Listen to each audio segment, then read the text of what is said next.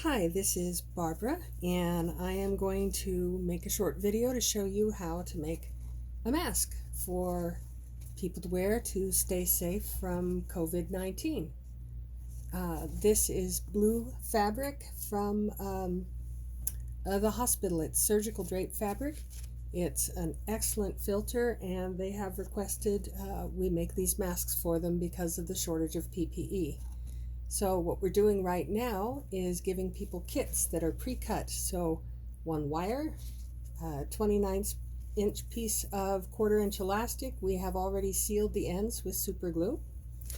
For each mask, you'll get two of these 2.5 by 5-inch strips and one 7 by 16 strip. So this is going to be the body of the mask. And they really are pretty simple to make. So it's a little hard to tell what's the right side and the wrong side, but this is the right side and that's the back side. It's a little bit smoother. So you're going to fold it like this in half, right sides together, and sew right across the top a 1/4-inch seam. I've already got a 1/4-inch quilting foot on my machine, so that part is quite easy.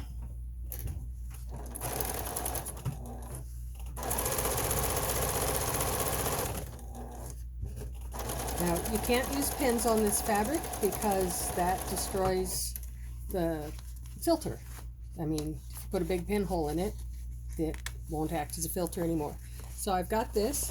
I'm going to turn it inside out.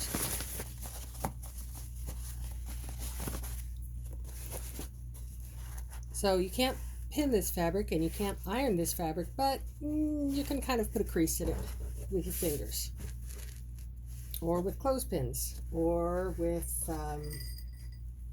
paper clips. Paper clips work great. You just have to not push them all the way in. So I'm only putting it in about that much. And some people use hair clips, the kind that snap.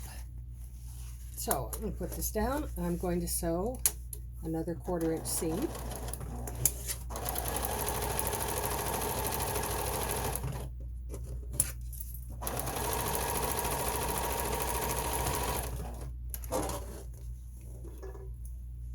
Clip my threads. Then I'm going to take my nose wire and I'm going to slide it into the casing made by sewing that seam and scooch it over till it's right in the middle. Sometimes the little hook part snags there. There we go. And it's just about right in the middle of this. So then I'm going to press that down. The next thing I'm going to do is pleat this. When I'm done pleating, it'll look like this. This pleat here, the first one, is 2 inches, and then there are 2 more 1/2-inch pleats. When this is done and I've sewed down the sides, it measures, I don't know if you can see my ruler here, it measures just about 4 inches. So to do the pleating, I do it, let's see, I happen to know that this from here to here is 2 inches. So I do my first pleat, then my second, and then my third, and then I hold it down like so, and I stick in my paper clips or my hair clips. Use whatever works for you. Now, I don't know if you can tell this video or not. Move that up a little bit. This is not 4 inches deep now, which is the ultimate goal. But the pleats are in basically the right... Okay, so I'm going to say that hair clip has had its day. The pleats are in basically the right place. And then if you need one, we can give you a little strip of cardboard to fold like that over your pleats, and then you can secure it with a wooden clothespin. This piece of cardboard from here to here is 4 inches long, so then you can adjust your pleats. So then I sort of scooch it around like so. Take those out. And I want this to be 4 inches deep. And that actually looks pretty good with the adjusted pleats. So now I will put this back in, and again, you don't put it all the way to the end, because then the little pokey parts will just catch. So then I'm going to stretch this out a little bit and reposition my paper clips.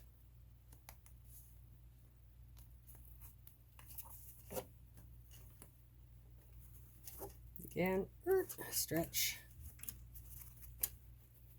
When I'm not doing this on camera, it's really fast and easy.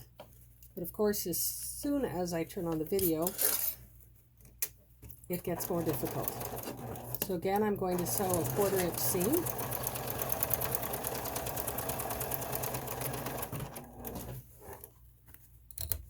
Cut my threads, and I can check it here against my ruler, and well, that's actually a tiny bit larger than 4 inches, but that's okay. When I finish sewing it into the casings, I can make it pretty much exactly 4 inches. Okay.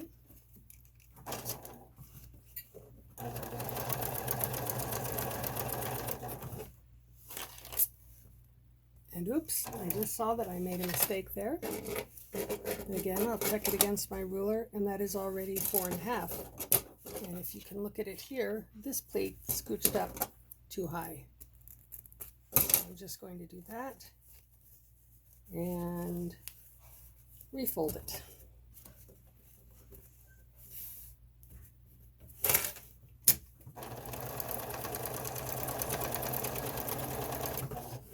Okay, so now I've got this. The next thing I'm going to do is put on the casings for the elastic again. So I'm going to turn this over.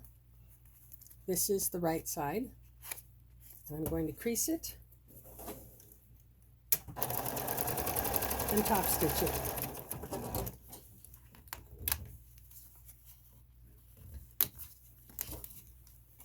Then I'm going to check, because this needs to be, when it's done, about 4 inches and 1/8, which is that.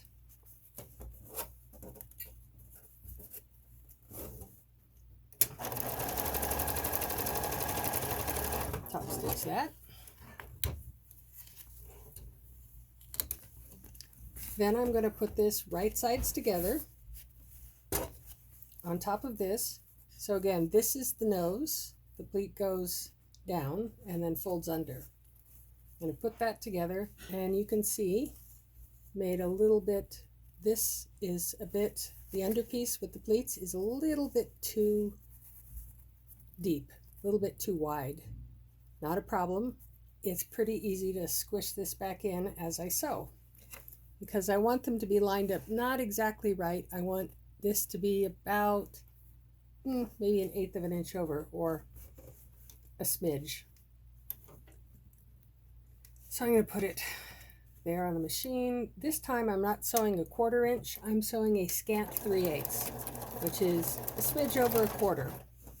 As I sew, I'm going to just take this and push it under until it matches up size-wise.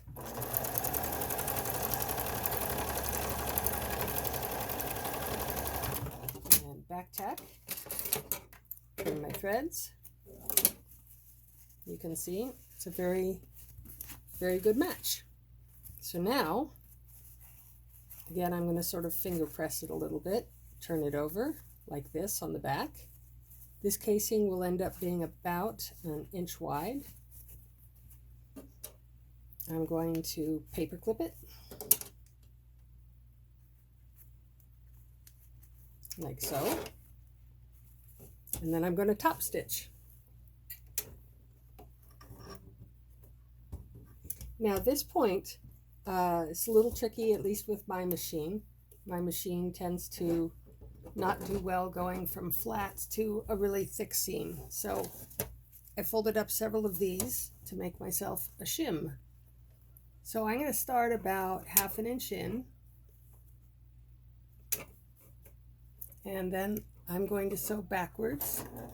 This is where I have to be careful not to sew onto my shim. I'm going to scoot that a little bit. One more. Then I'm going to sew forwards. Whoops. Like I said, my machine needs some servicing. Okay. Really, this doesn't happen unless I'm doing the video. Okay. There we go. So now I'm top stitching. Now I'm back stitching. I'm going to trim my threads. I'm going to try and get them nice and neat.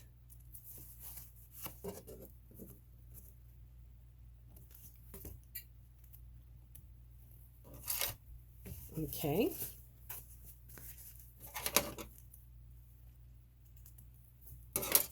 And then all I need to do for the next thing is to put on the other casing. And I've got some over here that I already did my turning back and top stitching. So again, right sides together, put it right on top, and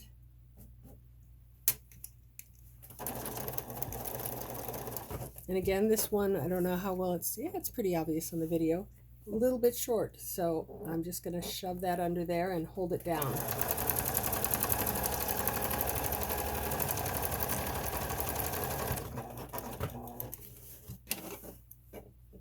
Clip my threads,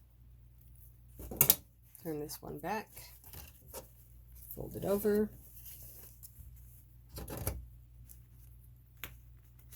After a pretty short while, to be honest, I just don't even need to clip them very much.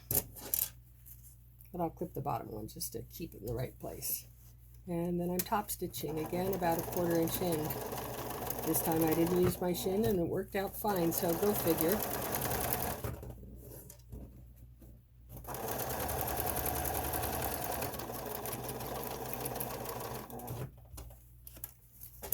Okay. Again, clip my threads, make it look all nice and neat. So the mask is almost finished. Again, this is the top, front, and the nose.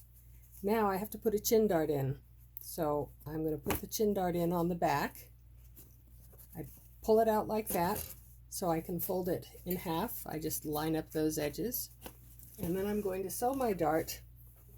It's going to be about 1/2 inch wide and 3/4 inch tall. I'm going to start sewing from the point up here, and then I'm going to sew down, and I'm going to back tack the entire way back up to the point and stop and clip, and that way you don't have any of these little bits of thread here sticking out on your chin. So now the mask is basically finished, except for inserting a tie or an elastic. I like to use hemostat. I know a lot of other people use them. Some people use bodkins or a safety pin to run the elastic through. I use a hemostat. Put it through. Whoops. Okay, usually that works a lot better. Put it through there. And there. We're not going to sew the elastic down to itself. We are just going to tie it. These masks only work if they are snug enough. So we're just going to put it like that and tie it. Doesn't even need to be tight because people need to be able to undo it and retie it on themselves. So this will go behind the head, and that'll go behind the neck, and that gets, formed around the nose. And that's all there is to it. If you sew it sort of assembly line by, doing all of these at once and then do one seam, it goes a lot faster. And I just want to say thank you very much for helping out. We really appreciate your help in keeping our community safer. Thanks a lot.